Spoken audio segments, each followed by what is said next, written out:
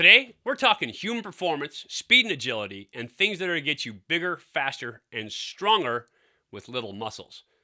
Coach Ethan Banning is with me, coming up right now.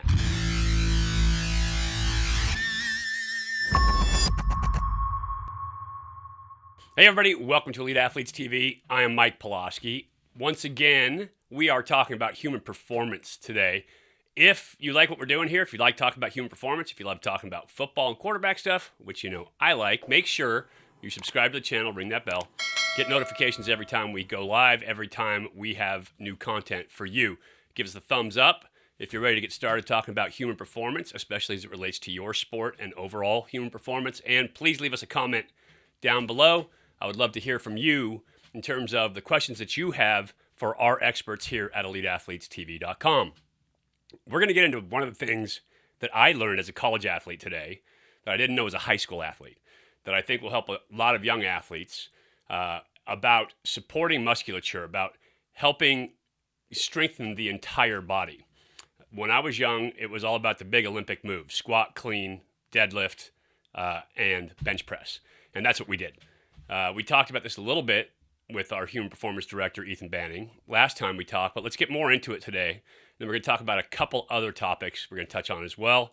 So once again, joining me, my favorite strength coach in America, our human performance director at Elite Athletes TV, and a certified structural health specialist as well. So he's got like every certification you could possibly want.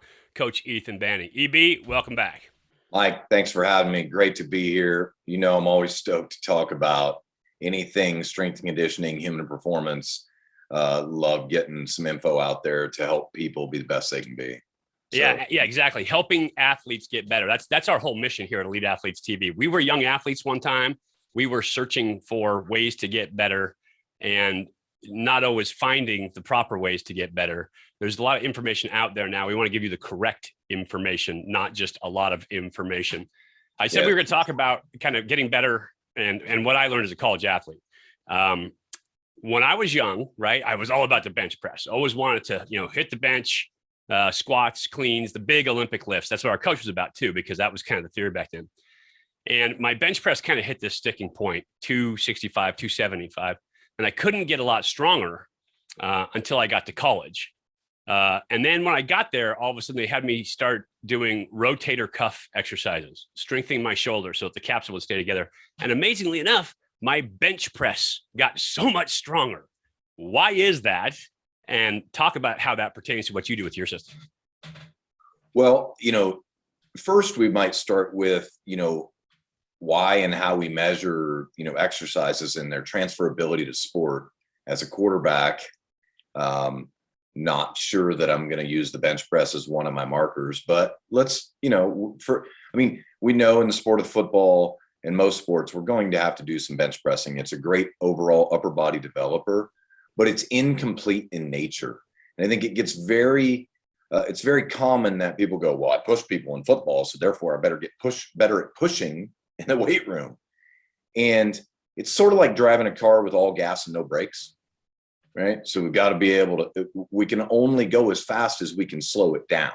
And what likely you experienced was a couple things. Number one, you got older, which is a benefit to getting stronger. But number two, you became a more well-rounded or symmetrical athlete doing some of, you cited some of your cuff exercises. I suspect probably did some more vertical pulling, some more horizontal, like rowing, pull-ups, those sort of things too, and got better with your back exercises because our lats are the biggest muscles in our upper body. And when the lats are developed, we will bench press better, period. They are heavily involved and engaged in the bench press, along with a number of other structures that, belabor the topic of anatomy today. But we've got to develop more than just anterior shoulder, pec, and tricep if we're going to bench press. Now, those are the major, movers in the bench press, but there are a lot of other factors. And putting the head of the humerus into the proper position is a critical component of, number one, using the pec correctly, and number two, shoulder function. So the way that happens is by developing those posterior shoulder, upper back muscles. And that happens through heavy training of both horizontal and vertical rowing, along with your cuff movements. Yeah, and that was a big thing that we did, is obviously started a lot of the rows, a lot of the back stuff, working a lot of different exercises than just the big three that we were doing when I was back in high school. So when we talk about young athletes and how they're lifting, these days, and there's a lot of high school coaches who love to kind of, you want them to be in the weight room and you're putting together programs that you're finding online and you're doing other things. What's your best suggestion for these coaches? Obviously, your program will be launched like in minutes, if not sooner here. But in terms of overall picture for guys that are working on it right now, what is your thought process for high school coaches? Well, I want to make sure can we carry our body weight in a push-up? I want to know, can we do a pull-up? Can we control our body weight? And for some of the bigger high school athletes, that longer armed, bigger guys, that may not be able to do those things, but do we have the ability to pull as much as we can push? And some standardized tests of, if you can bench press it, I want you to be able to do a pull-up with that same weight, right? So I want you to be able to row roughly dumbbell row 0.65 times your body weight. There are some standards that we want to be able to attain or achieve to make sure that we create balance in the athlete. The number one thing, I guess my advice would be, is create a symmetrical athlete. The simplest way to think about this is, every single time I do a pressing movement, I want to do at least 1.5 times as many horizontal rowing movements. So if I do horizontal pressing, I do 1.5 times the number of horizontal rows. I do vertical pressing, I do 1.5 times the number of vertical pulls. That will help create balance and symmetry in the body so that we maintain and develop healthy shoulders. Now, this is not just football players, but it is pretty important. I don't know any sport that a hurt shoulder is a good thing to have. So making sure that we're doing the appropriate development of shoulder health is going to really help these young athletes produce bigger numbers in the bench press, but also ultimately produce bigger numbers on the sport court surface. And that's the ultimate goal, of course. Where do you do a ton of trunk exercises that tie in kind of everything? Where do the specialized exercises, I was talking about rotator cuff stuff, where do specialized exercises come in? Do athletes need the specialized exercises if they're working your trunk work? Where does all that fit in the picture? So when you say specialized exercises, give me a better example. The old Job's rotator cuff exercises that they used to have quarterbacks do forever, and you see these guys doing these days. I work them because you and I talked about this a long time ago, working A raises with the ball, working lateral raises with the ball, before we warm up, kind of strengthen their shoulders that way, and then getting some light dumbbells and really light dumbbells in their hands to work that stuff before we throw. Where does it fit, not just for quarterbacks, but for all athletes? Where do these smaller kind of muscular exercises fit in? Well, the way that we program that in is going to be using what we call reset exercises in our 10 R's of program design. It's a reset exercise. So if I were going to do like a bench press as an example, I might do a posterior shoulder exercise to make sure that I'm offsetting the pressing, right? It also goes in our readiness part of our program, kind of our warm-up part. So we do warm-up to get those smaller muscles warmed up and everything going. And in our readiness is very specific. Like we do a general warm up, and then we do a very specific warm up to what's going to happen that day in the weight room.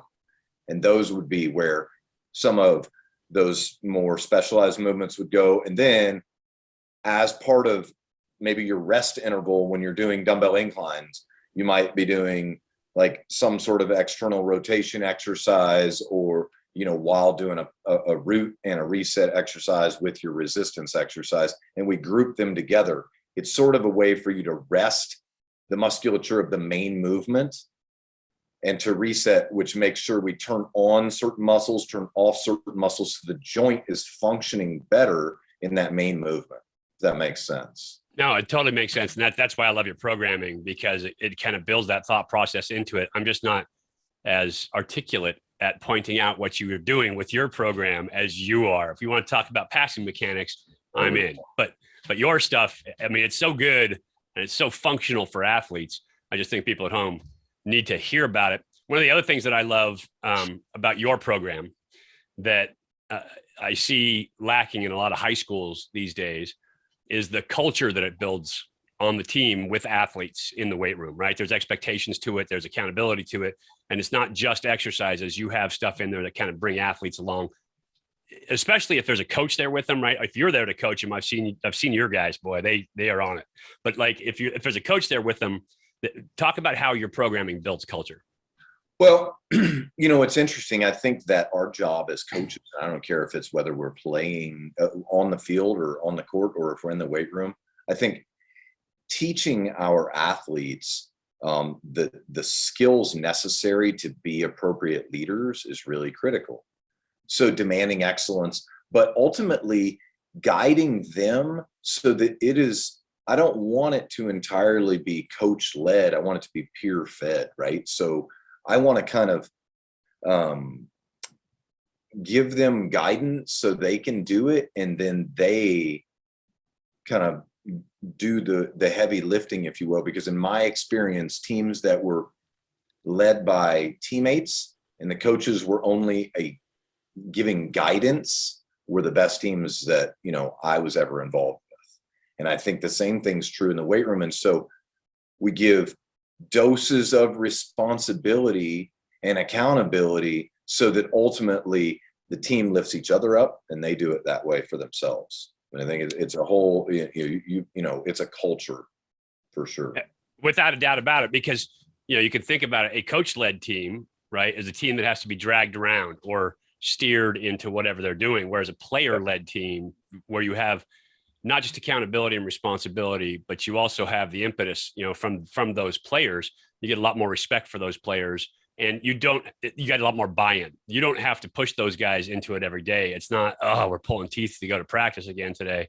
And everybody's going to have that dude on their team, right? Everybody's going to have that guy that gets the bad body language, the whole 9 yards. But when you have the majority of your team, the leaders on your team are the guys who are fired up, looking forward to go to practice every day. It brings a whole culture to a team.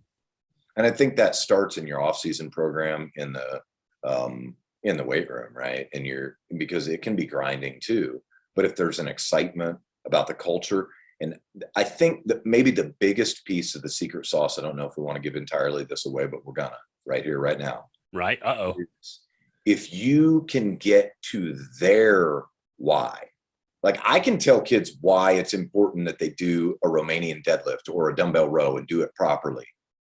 But if I say, well, this exercise is going to help you brace better so that you block better, or so that you run faster, or so that you hit the baseball better, or you're able to be healthier doing all those things, whatever their why is, and the more kids that you connect with their why, not your opinion of their why, actually their why, you will then elicit that competitive drive and spirit, and this something in the inside of their soul comes out to drive that competitive spirit. And watch out. That's where it comes from. You've got to attach movements and what you're doing to their why. And all of a sudden it's a big deal. Well, that is a massive deal as a coach yourself, as a coach, I get it. That's exactly what you need to do. You coaches at home, you need to do it. Some words of wisdom from EB today. So we're going to carry on with other stuff, later interviews.